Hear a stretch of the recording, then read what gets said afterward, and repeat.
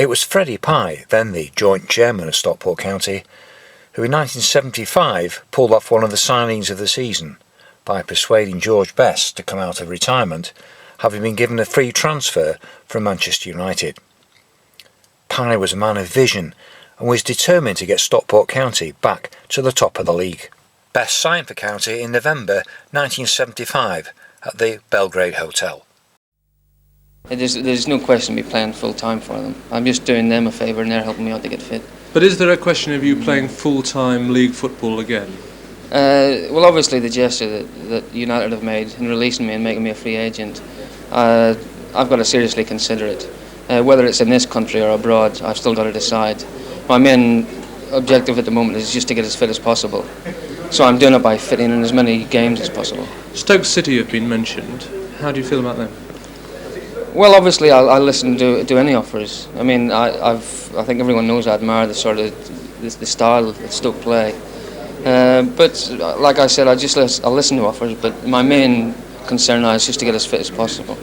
How hard would you find it, though? You know better than most people the tremendous pressures of training 5 days a week and playing the matches. How hard would you find that again? I'll find it very hard to start with. But obviously, the more I do, the easier it's going to get in a couple of months. So the first 2 months is going to be pretty hectic. But as soon as I play the game tonight at Stockport, I'm off Wednesday for 2 weeks solidly, killing myself at a health farm. So George Best was to make his debut for County against Stoke City. So 20 minutes to go, County 0, Stoke City 1. But a free kick to Stockport County just outside the Stoke penalty area. Peter Shilton getting his defence in order. There's about 8 men in the Stoke wall at the moment. So here we go. Back. Oh, what a goal! What a cracker from George. And Edgley Park has erupted. George is well, he's 25 yards out. Bent that ball right round the wall into the top corner. And that's the best goal we've seen here at Edgley Park for many, many years. What a cracker. But in 1975, they can at least say they fielded one of the world's most famous ever players in George Best. Now George was then making yet another comeback. He played 4 matches for Stockport against Watford, Southport, Swansea City and Stoke City. And those 4 matches attracted over 29,500 spectators, giving an average gate here in this stadium of well over 7,500. And when you consider that Stockport were then 5th from bottom of the 4th division, that was some achievement. Well, we now show George Best in action for County in the home match here against Southport.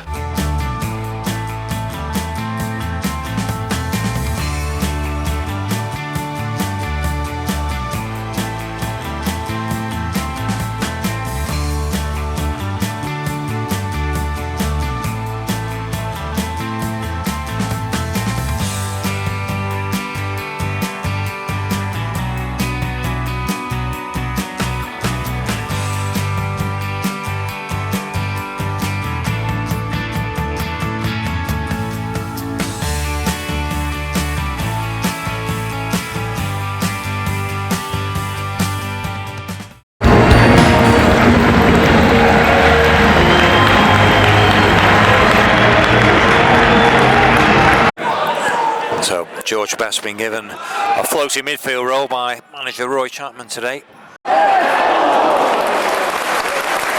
Best in the number 11 shirt.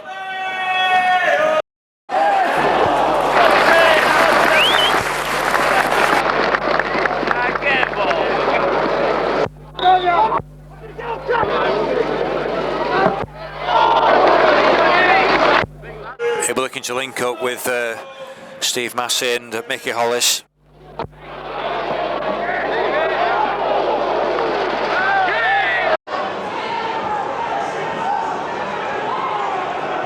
So Kevin Thomas been really bashed about in this match so far. Soldiers on. Thomas with the kick.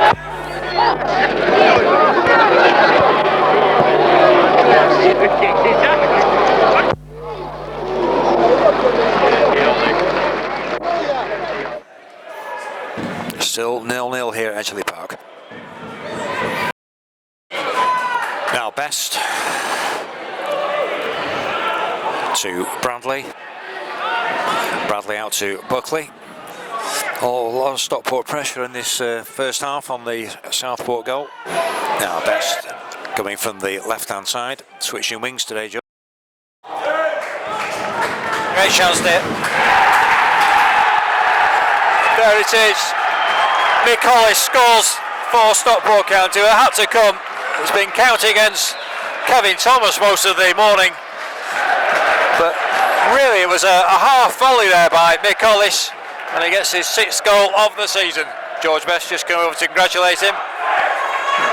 It was a swerving shot there, a half volley, and for once Kevin Thomas, who's kept County away with his heroics so far, he's denied that time. So Stockport County 1, Southport 0.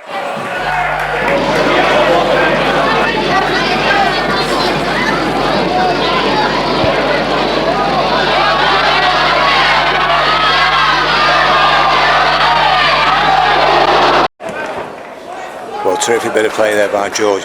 He gets the ball from Buckley, goes across the Southport box, does that double shimmy as he did against Watford, gets past Hughes, and then, well, Kevin Thomas in the Southport goal will say had it covered, but covered with what?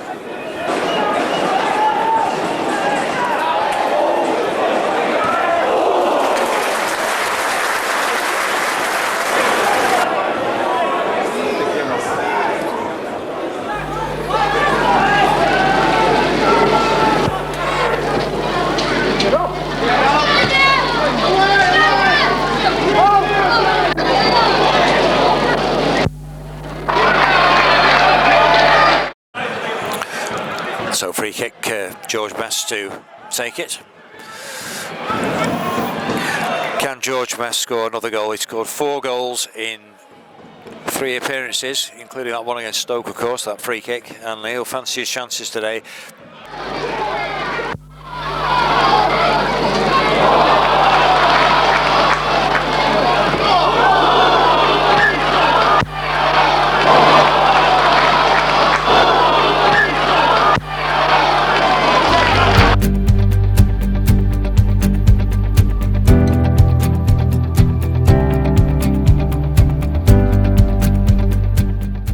Well, some happy memories of George Best there, helping Stockport to a 1-0 win over Southport. Alongside George Best in those games was Mickey Hollis, who played for Barrow, Chester and Stockport County. He made 112 appearances for the Edgeley Park club and scored an impressive 33 goals. He was a great favourite with the fans with his all-action style.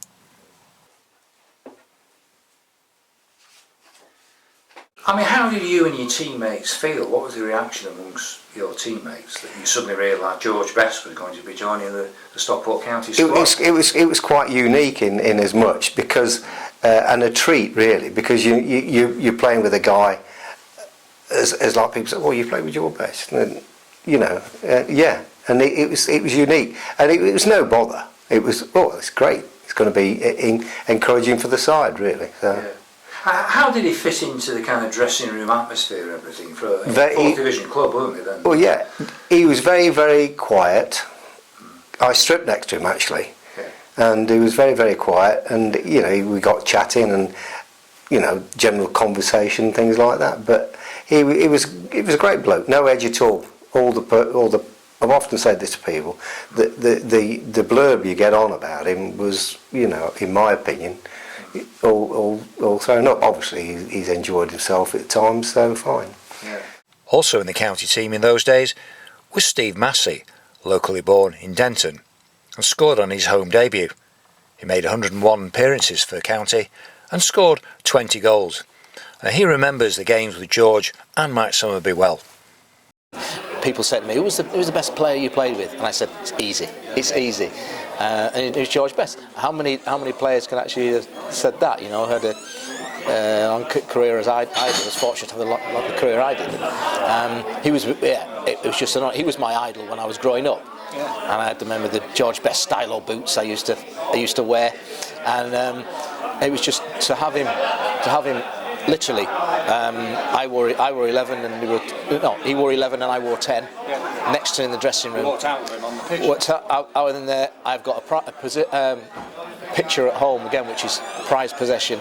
He's got his arm around me, and I'm 18. I'm 18 at that time, and I'm just thinking, wow, you know, this is a dream come true. And then he had his league debut against Swansea, arguably George's best game of the four, and then there was a lot of controversy over the first goal. Yes, what do you remember about that? Yeah, I remember him taking the corner and it being very, very close to the goalie, and I thought it went in off the goalie. Yeah, but my fellow buddy Massey, I think he tried to claim the goal there, but even now we were all going towards George. So George's creation. George's creation.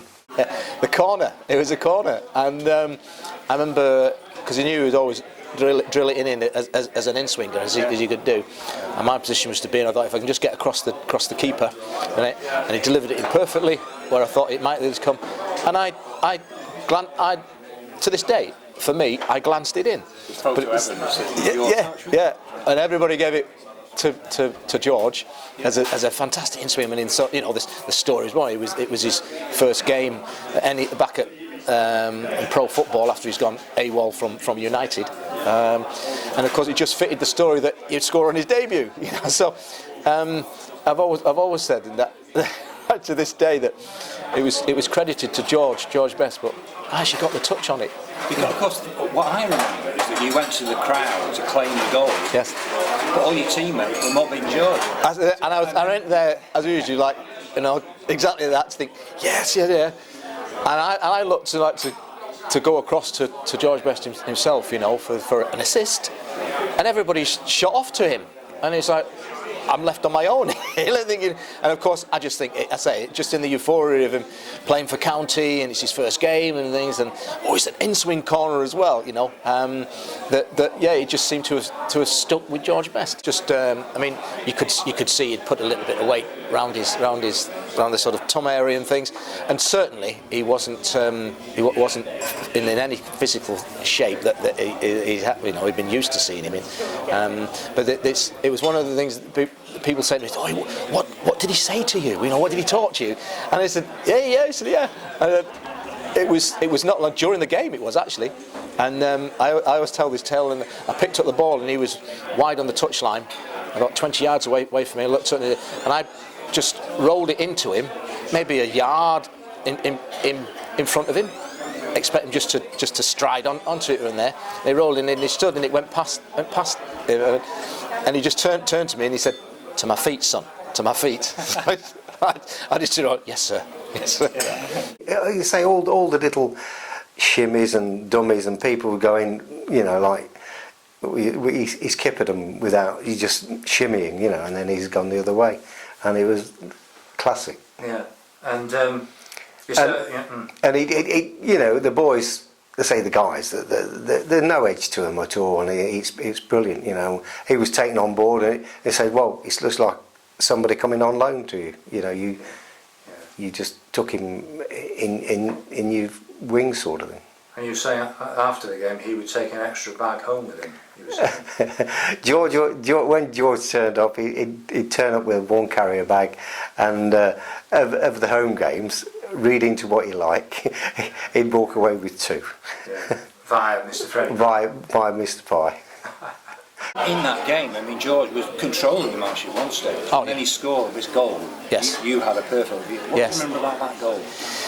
And it was from the position he was in. You know, you think that maybe somebody not as nowhere near as talented as George wouldn't have tried anything like that. But you could just think, came into his head, I can take a shot from here, because I think he was outside the box, west of the box, and the angle it came at with the volley, and you think, only somebody as a genius as him could have taken that on. In fact, actually, I just thought, I was getting myself positioned, I thought maybe it's a little one touch into me to slide me in, but I think he just bang it went in, and cracking goal. Yeah, absolutely, just lit up Edgeley Park again. Yeah. And then we have the fourth game, which against Southport, a Boxing Day match, when you of course you scored the goal. What do you remember about that goal? Well, that's how I think George prompted that one as well. You know, the ball sort of just on the edge of the box, I believe, and it just popped up,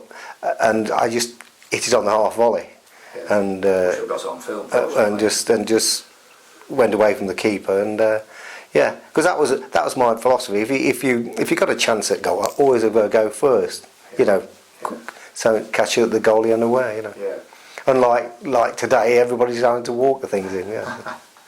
And in that particular game, you had quite a rivalry between yourself and Kevin Thomas, the Southport goalkeeper. Oh yeah. I think who won that one?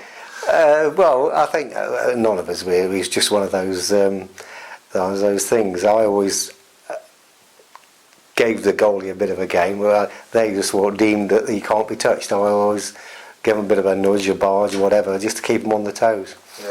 Yeah. As these days, you can't do it, but hey ho, you know. George Best's third appearance for Stockport County was on a cold December evening against Elton John's Watford. Best scoring a superb goal in the 12th minute, Ian Lawther scoring for County in the 82nd minute to grab a 2-2 draw at Edgeley Park.